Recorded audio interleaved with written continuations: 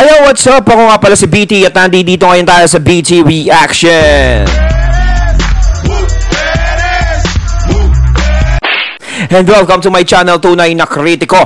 At meron po tayong panonooring video ngayon. Ito po ay nagbula kay News PH. Sa mga hindi pa po nakakabisita sa channel ni News PH, bisita na po kayo mga katunay. At kung hindi pa kayo nakakapag-subscribe, subscribe na po kayo mga katunay kay News PH. At syempre, huwag nyo rin po sana kalimutan na mag-subscribe dito sa channel ko sa Tunay na Kritiko sa mga hindi pa nakakapag-subscribe, and click the notification bell para maging updated po kayo sa mga reaction videos na aking ilalabas. At huwag na natin pagtagalin at sabay-sabay na nating panoorin ang laman ng video na hatid sa atin ni News PH at bibigyan ng reaksyon dahil delikado na raw ang Pilipinas ngayon dahil eto na ang China. Nako ha, mukhang umiinit na to. Sus! Pasok! Pinapalibutan na raw tayo ng China, sabi ng AFP. Ito na kaya ang hudyat ng pananakop ng China sa West Philippine Sea. Balita ang AFP kaninang umaga kung saan binanggit nila na napapaligiran o pinapaligiran na ng China ang West Philippine Sea. Nako, hindi magandang pangitain ito mga kutsero. Ito ho yung balita. AFP bears concerning resurgence of China vessels in West Philippine Sea. Nako mga katunay ha! Nako! Napapalibutan na daw ng China ang West Philippine Sea. Talagang nagpapakita ang China na handa silang makipagbakbakan, handa nilang ipaglaban din yan. Nako, mukhang malaking ano to. Kayo mga katunay, anong gagawin natin dito? Mga kutsero, pag nakarinig po ay ng salitang concerning resurgence, na Tagalog ay nakakabagabag na pagbabalik, mukhang kailangan, galing po ito sa ating AFP kaya kung nakarinig po kayo ng ganyan, mukhang kailangan kabahan na rin po tayong lahat. Dahil, hindi po magandang pangitain ito, hindi po magandang balita ito. Ito po ang sinabi, the military has reported a concerning resurgence of Chinese swarming activity in Philippine waters with some 3 dozen Chinese fishing vessels spotted in 3 land features alone in the past weeks. Mga kutsero, delikado to. Mga kutsero, pag nakita nyo po itong salitang Chinese fishing vessels, huwag po kayong maniniwala na ito ay mga sibilyan. Ito po mga kutsero, ang notorious na Chinese maritime militia. Ano po ibig sabihin yan? Ito po mga kutsero, technically ay mga sundalo. Sundalo po ito ng China na nasa loob ng isang nagkukunwari na fishing vessel. Hindi mo magandang balita ito mga kutsero. Bali na sa fishing vessel sila kunwari, pero ang laman nun yung mga sundalo ng China. Talagang gagawin lahat ng China, no? Talagang gusto nilang masakop ang West Philippine Sea. Sobra na. Tama na! Grabe na kayo. In a statement yesterday, the Armed Forces of the Philippines, AFP's Westcom or Western Command, said aerial patrols on September 6 and 7 showed 23 Chinese fishing vessels in Rosul or Iroquis, Escoda, Sabina Shoal at Baragatan sa Nares Bank. Talaga nagpapapigil. Di ba? Di talaga nagpapaawat. Di ba? Well, sila po ay lumalabag na po sa international law, international maritime law, mga kutsero. At hindi na ho maganda ito.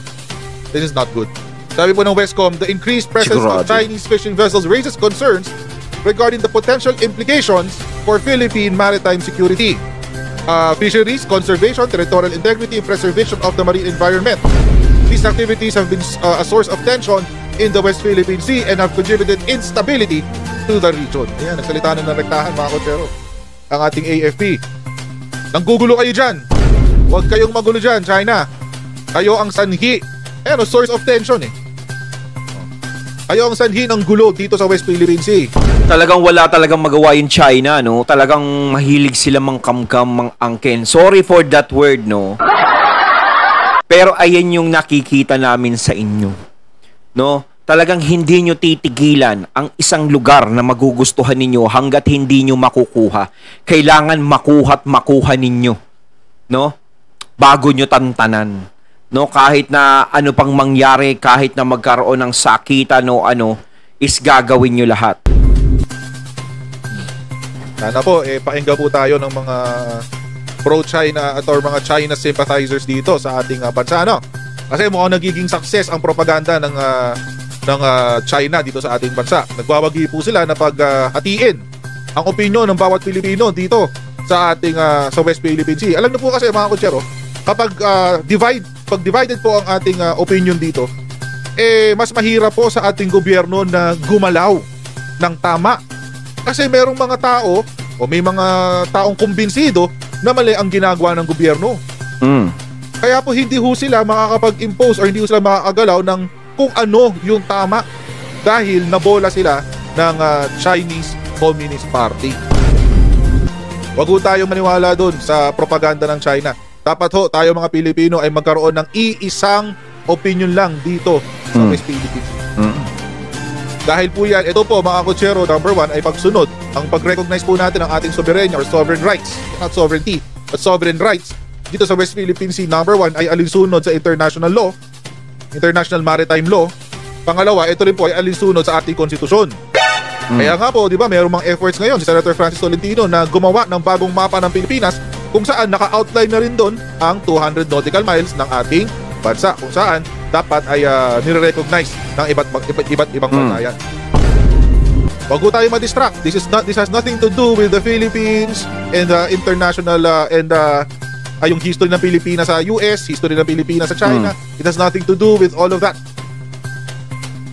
Ang usapan po dito mga kutsero ay dapat ang Pilipinas ang merong exclusive sovereign rights na i-exploit ang resources sa West Philippine Sea. Tama. Kaya po tayo hinaharangan dyan ng China ay dahil napakarami po kasing resources ang nandyan sa West Philippine Sea. Ang gusto ng China suluhin lahat yun, number 1. Oh, di ba? Ganyan, no? Gusto ng China suluhin lahat. No? Tayo rin naman may karapatan dyan. Negosyante talaga tong mga to, no? Buwakaw. Pangalawa, ang gusto nila gawing choke point ang South China Sea para sa ibang bansa. Ganun ho yan. But anyway, meron po sinabi si Secretary Gibo tungkol dyan, no? Expansionist policy ng China nagpaigting ng tensyon sa South China Sea. Or West Philippine Sea. I don't want to call it South China Sea anymore. I'll call it West Philippine Sea. Kasi ayaw natin sundan yung yung narrative ng China dito. Lagi hong sinasabi ng China, kaya lang daw tayo nakikipag-alyansa sa Amerika ay dahil tayo daw ay tuta number 1 ng Amerika.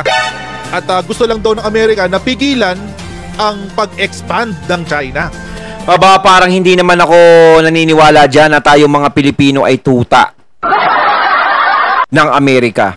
Mas mabuti pa po para sa akin na makipagkaibigan na lang kami sa Amerika kaysa sa inyo kami makipagkaibigan. Diba? Sinubukan na namin, kumbaga tayong mga Pinoy, sinubukan na nating ayusin diyan sa gobyerno ng China, yung yung problema diyan. No? Kumbaga diyan sa West Philippine Sea, no, sinubukang ayusin, kausapin kayo, pero ano ang ginawa nyo? No? Hindi kayo tumutupad sa usapan. Imbis na tumupad kayo sa usapan, anong ginagawa nyo? 'Di ba? Hinaharangan nyo yung mga pumupunta diyan sa West Philippine Sea, tinatakot nyo. 'Di ba? Binubuli-buli nyo na meron namang pinag-usapan. So sabihin nyo sa amin na mga Pinoy, bakit kami mas dumikit o sumasama sa Amerika, sa US? Kasi 'di ba, hindi sila katulad ninyo. Alam naman natin na ang mga Pilipino at ang US ay matagal nang magkaibigan. Kumbaga, bakit saan ako magtitiwala? Sa isang relasyon, ito na naman yung relasyon. Sa isang relasyon, saan ka magtitiwala? Sa 10 years o sa kakikilala mo pa lang? Siyempre, doon na ako sa 10 years kasi subok ko na yun. Kung kakikilala ko pa lang, hindi ko alam kung ano ang gagawin sa akin yan pagtagal ng panahon. O, diba? So, tayo, sinubukan natin, no, na lumapit sa China, pero sila ang tumitira sa atin ng patalikod, no, na hindi naman dapat nila ginagawa dahil wala naman tayong ginagawa sa kanilang ganon. Akala natin is pinag-usapan na ng maganda yung West Philippine Sea na yan, pero wala. So, ang ginawa na lang natin is bumalik na lang tayo sa pakikipagkaibigan o pakikipagtulungan sa Amerika kaysa sa ganyan ang ginagawa sa atin, no, na parang baliwala lahat ng pinag-usapan ng China at Pilipinas. Ba't kayo mag-i-expand China? Oo. Who the heck died and gave you authority to expand your borders? Sinong namatay at nagsabi na dapat ang China ay magdagdag pa ng teritoryo? Walang ganun. Walang ganun. Basahin natin itong komento ni Secretary Guibo. This is from a different event. Ito yata sa confirmation hearing.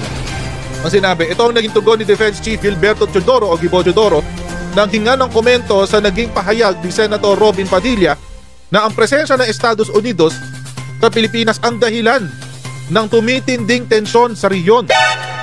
Ang sabi, in terms of the Philippines, I respectfully disagree.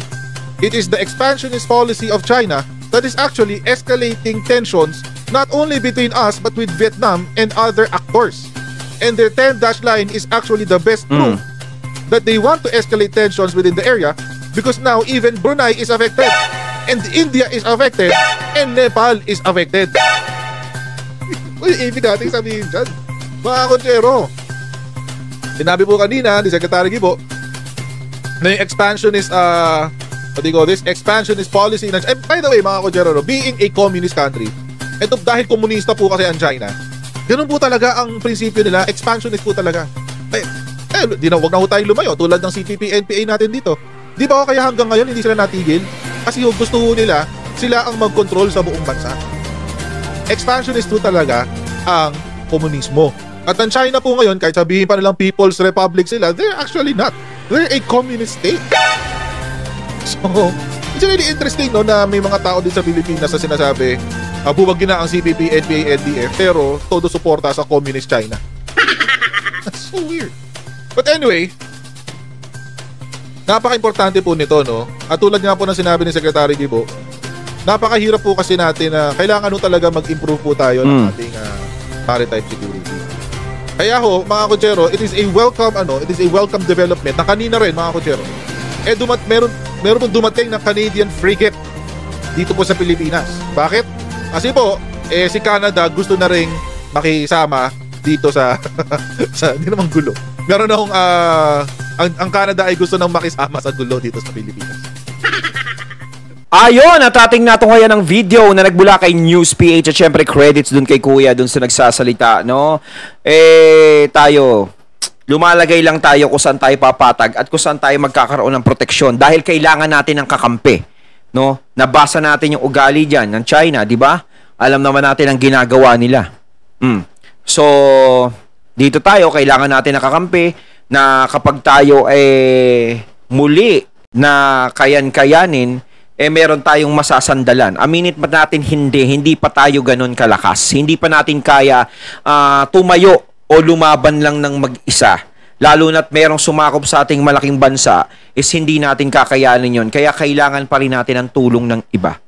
No, alam natin mga Pilipino is matatapang yan, palaban yan. Pero bukod doon, kailangan pa natin ng tulong, no, sa ibang lugar na alam natin, nakaalyado natin at handa namang tumulong sa atin. 'Di ba? Kaya kung West Philippines hindi na matapos ang issue, talagang itong China makukulit. No? Kayo mga katunay, yan ang masasabi nyo tungkol dito. So once again, I'm BT and I'm out. Peace.